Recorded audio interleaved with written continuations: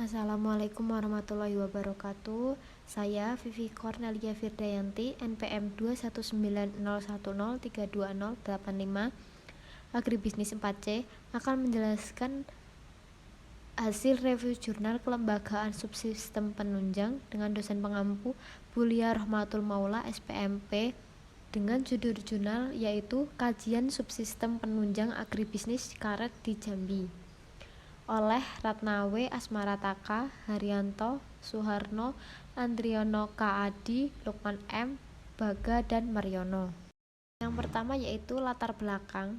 Sistem agribisnis abad ini ditenggarai oleh arus globalisasi dengan tantangan dan kesempatan yang khas.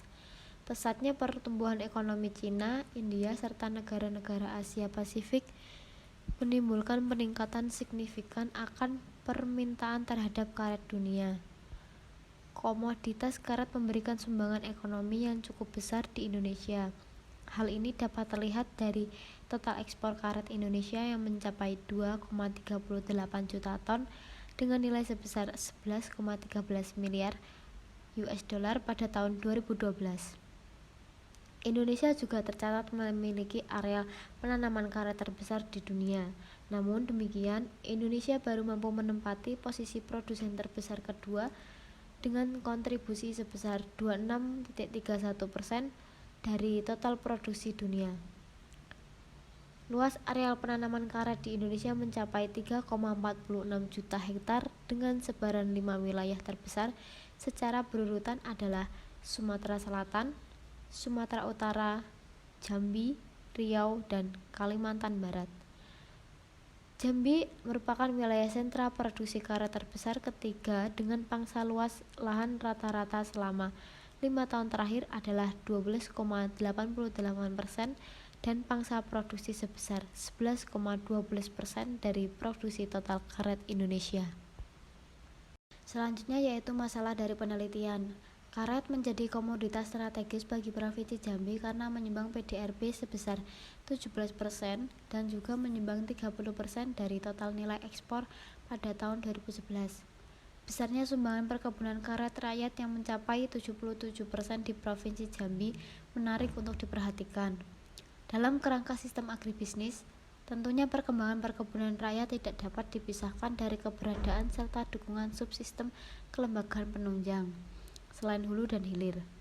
Subsistem penunjang ini memberikan dukungan terhadap berjalannya sistem agribisnis karet secara keseluruhan. Keberadaan subsistem penunjang ini menjadi faktor pendukung kepentingan petani karet dari sisi kelembagaan.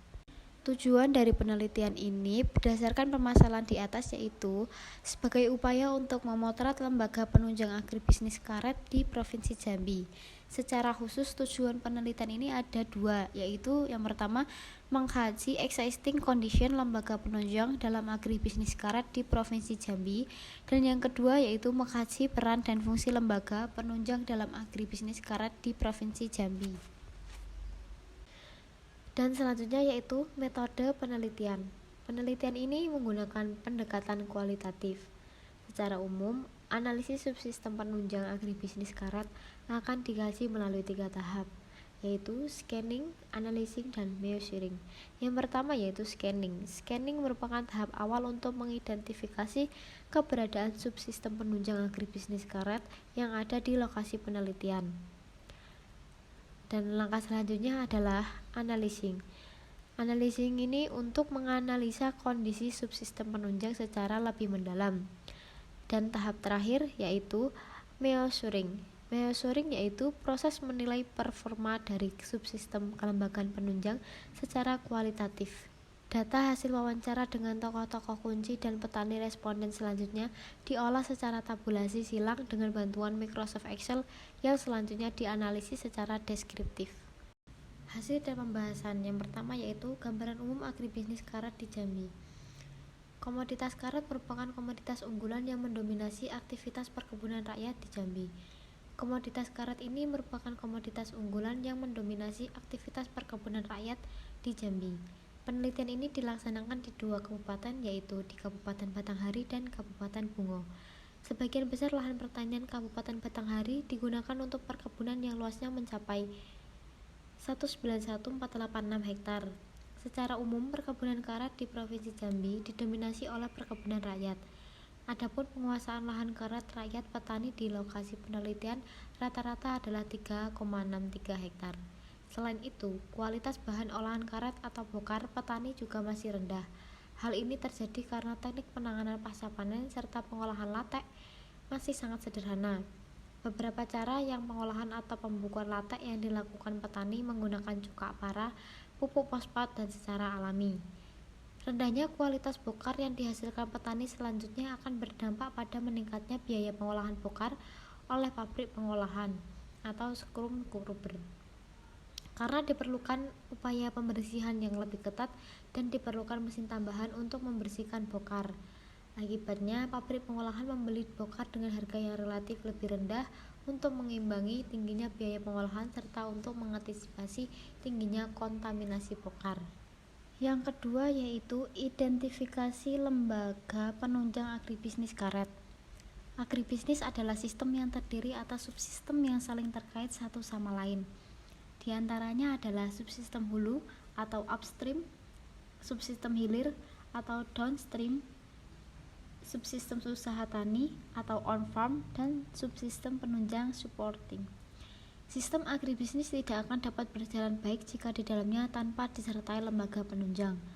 Lembaga penunjang ini memiliki peran yang sangat besar dalam pengembangan agribisnis. Adapun lembaga penunjang agribisnis karet yang ada di lokasi penelitian ini meliputi pelelangan, kelompok tani atau koperasi, pemerintah daerah khususnya Dinas Perkebunan, Dinas Koperasi dan Perdagangan, lembaga keuangan, dan asosiasi. Selanjutnya yaitu kesimpulan dari jurnal ini adalah terdapat 6 kelembagaan utama yang mendukung agribisnis karet di Jambi, yaitu pelelangan, kelompok tani atau koperasi, pemerintah daerah khususnya Dinas Perkebunan, Dinas Koperasi dan Perdagangan, lembaga keuangan, dan asosiasi. Kelembagaan penunjang tersebut satu sama lain saling terkait dan masing-masing kelembagaan berfungsi saling mempengaruhi kelembagaan lainnya. Di antara kelembagaan penunjang agribisnis karet di Jambi, yang paling berperan dalam meningkatkan kesejahteraan petani karet secara langsung adalah pelelangan karet. Pelelangan karet memberikan keuntungan setidaknya adalah meningkatkan harga jual karet di tingkat petani dan keadilan dalam penimbangan serta penentuan mutu karet. Demikian akhir presentasi dari saya mengenai review jurnal kajian subsistem penunjang agribisnis karet di Jambi. Terima kasih atas perhatiannya, kurang lebihnya mohon maaf. Semoga bermanfaat untuk kita semua. Assalamualaikum warahmatullahi wabarakatuh.